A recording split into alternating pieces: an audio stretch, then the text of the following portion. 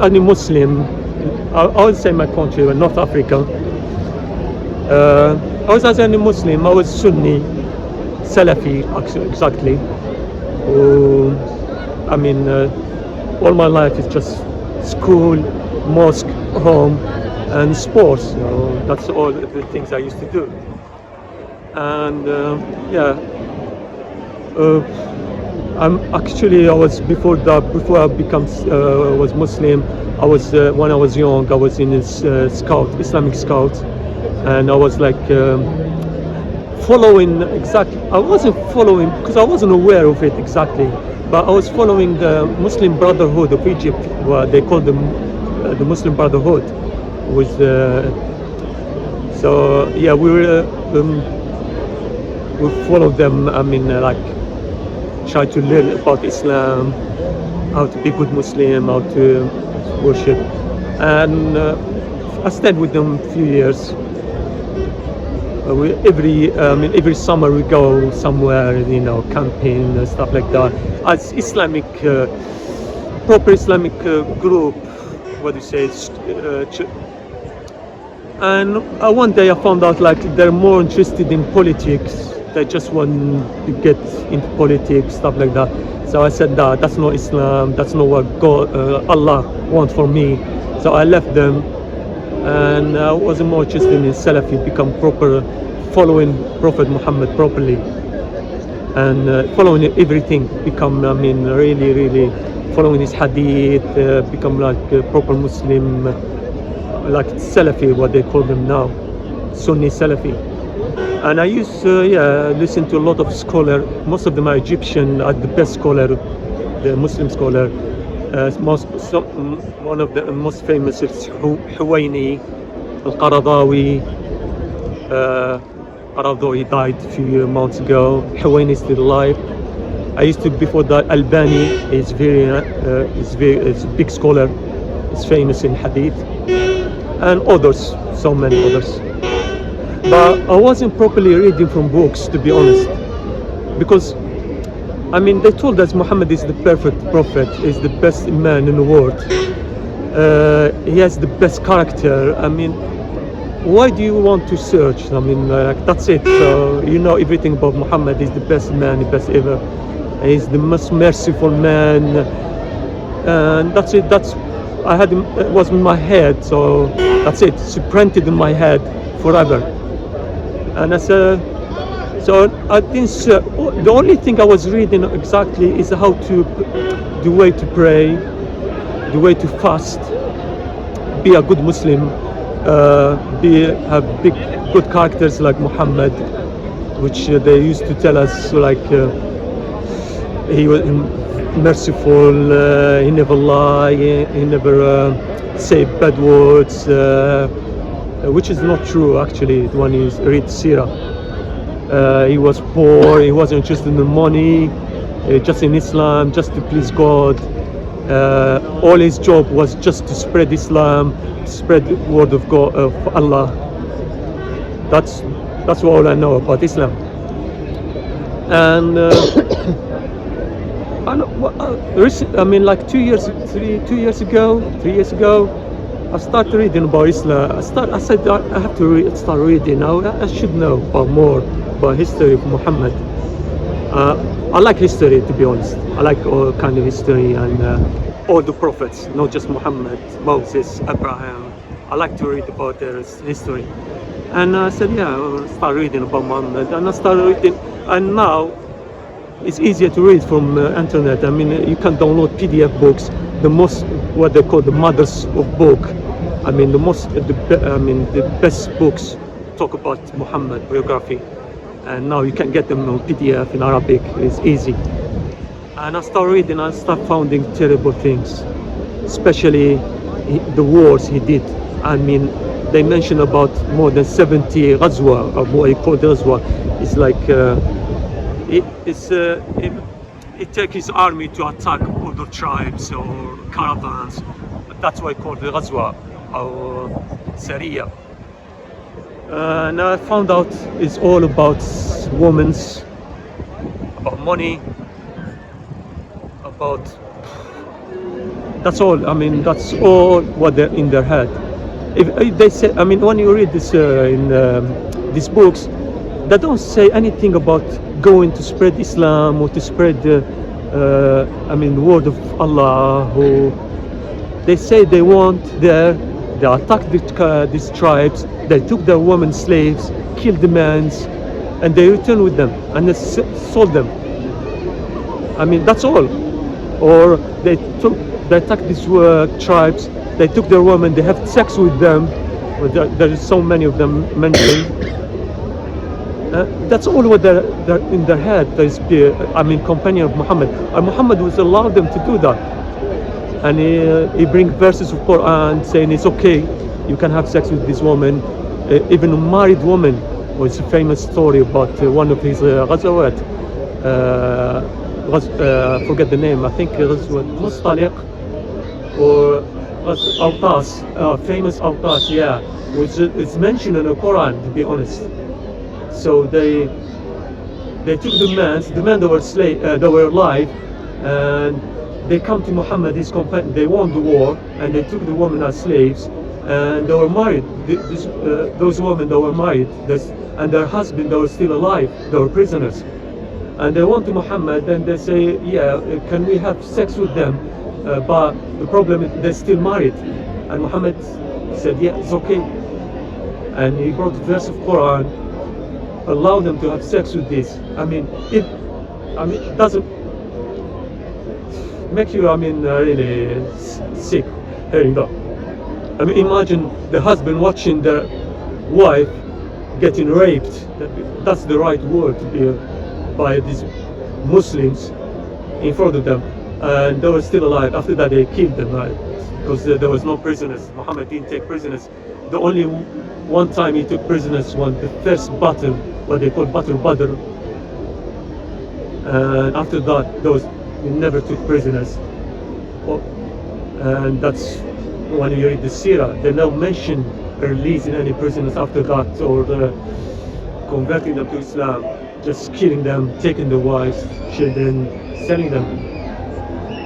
What he did to the Jewish tribes in Medina, he exterminated the whole tribe, Banu Qurayza, and they took the women and children and sold them as slaves. And they took them to Syria and sold them there to buy more weapons and horses or other things. If that is Islam, I don't want to be part of it. There's other Ghazawat, he sent his adopted son, Zayd ibn Thabit, to Midian. It's a faraway place in, now it belongs to Saudi Arabia, but before that it was like part of Jordan. It's close to the Red Sea. It took them 3 weeks to reach that place and 3 weeks to return in the desert, imagine. And when they returned, they don't mention what happened exactly there, but they returned with the women and children slaves, so that they killed all the men, definitely. Or they ran away. And when they returned to Medina, they start selling them separately. And the children start screaming, the women start screaming, because if you take children from his mother, obviously he's gonna start screaming. And Muhammad heard the screaming, and he was in his house or in the mosque that is separate, and he come out and he said, "What's going on?"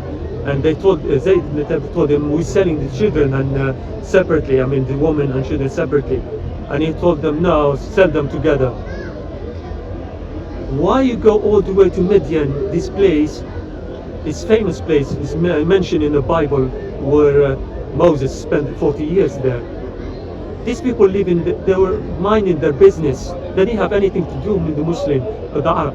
And that happened before Muhammad conquered Mecca, and Ta'if after that. So Mecca is close to him, and he wants to Midian, send his army to Midian to take this.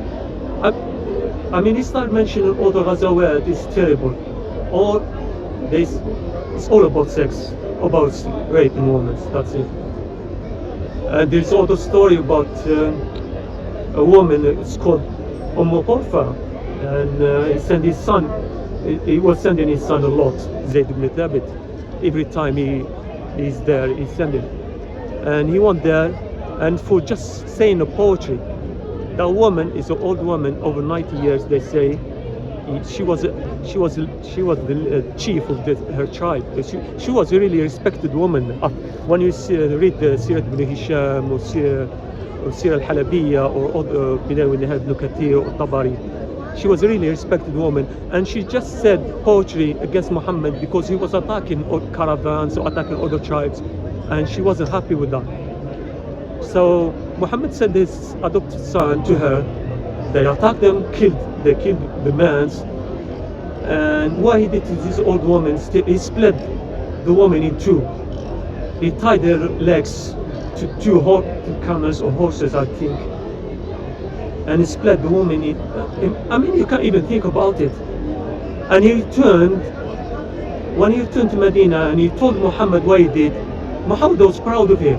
That's in Sīrah ibn Hisham. How can Prophet sent by Allah be proud of something? And there's other story. There's so many. Sent one of these companions to a woman. She was in Medina, and she said poetry as well against Muhammad. Just poetry. I mean, it's like you're writing now in a newspaper. It's the same thing. That's why if you say something wrong about Muhammad, they kill you. That's what he did. That's Sunnah. That's what Muhammad did. So you can. So he sent one of his companions to her, and she was sleeping. She had children around, and she had some few children and a baby. He was breastfeeding, and he stabbed her with the sword while she was sleeping. And he went to Muhammad, and he felt sorry because he felt like he did something wrong. But Muhammad told him, "That's okay. Two goats don't butt their heads about her." I mean, how come Prophet say that? I mean, there's other things. He used to say some bad words like, if there's hadith, famous hadith, Sahih, no one can deny it. You can't even, it's Sahih, mentioned by so many, Bukhari, Muslim, Ahmed. He said, if anyone is proud of his lineage, tell him to go and bite the penis of his father. A prophet say that. What kind of prophet he say that? And when he try to find out the explanation, they try to twist the word. No, Muhammad didn't mean that. The word is clear. I mean, you have to be, idiot if you don't understand it. So we don't mention the war when he died, what happened after him, all this war between Muslim and Muslim, all this killing, so many wars, thousands, hundreds of thousands died. Until now, they're still fighting Sunnah and Shia for something we don't, because God didn't explain properly in the Quran. Even God didn't explain how the Muslim, how they choose their leaders. All these problems that happen after Muhammad. And you see, like, you got so many different Islam now. Even Muhammad said, my nation's gonna be split in 70, all of them in hellfire, only one. So probably Muslim, most of them, they're gonna hellfire probably. So we don't know which one to go to paradise. It doesn't make sense. So yeah, that's the story, Muhammad. If Muslim, they say, no, that's not true, Muhammad didn't do that. What do you believe now? That's the problem. If you don't believe this historian who brought this all Ghazawat Muhammad is the same people who explain the Quran, it's the same people who explain the Hadith. Ibn Hajar Asqalani, Shamsuddin al-Dhahabi, al-Tabari, Ibn Kathir. This is the people, they were explaining the Quran, explaining Hadith, at the same time they were historian, I'm telling you. So they can't lie. So that's Islam. So it's all about slave. Well, the problem, they lie to you and they say, no, Islam, you didn't come to take people as slaves or sell them back. But when you read Sīrah, that's exactly what they were doing. what happened, I mean, during the Khilafah, Abbasi, Umayyad, what happened in North Africa, this is unbelievable. They say one of the Khalifa, his name Abdul Malik ibn Marwan, well, that's not too far from Muhammad, probably 40 years.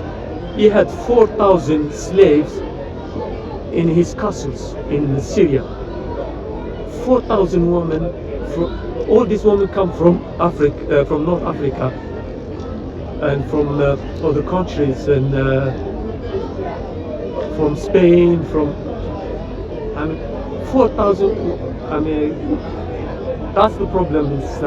And they were talking. I mean, when you read the history of Ibn Kathir, when they mention how many slaves they took from North Africa because they were beautiful women, and you have to understand that Muslims never went to Africa. No, they never went to South Africa because they didn't care about this. So you know exactly what's the object. I mean, they were behind. I mean, only women and money. That's all. That's what making me leave Islam. And more I read, more I get disgusted. When I left Islam, actually, I was atheist, completely atheist. I didn't believe in anything. I had problem. I mean, actually, I had depression, and I had some. Even I thought about suicide many times, because I mean, when I left Islam, it's like something big. I took it from my. I mean, something. I mean, Islam is like part of me, like some. Allah and Muhammad is something I grew up with it and believing in it. When I found that it's not true, because it can't be God, it can't be Allah who orders Prophet to do all this. I didn't mention, I just mentioned 1% of Muhammad did. If I mention all the things, I mean, it's terrible. You get disgusted when you start reading. I said, enough. I don't want to know anything anymore about Islam. But just curiosity makes you. So yeah. So I was atheist, and I probably lasted for a year. I can't remember. I don't remember exactly. And I felt like completely. I mean, I even left the job for 2 months. I didn't stop working for 2 months. I couldn't keep working. I was angry all the time, and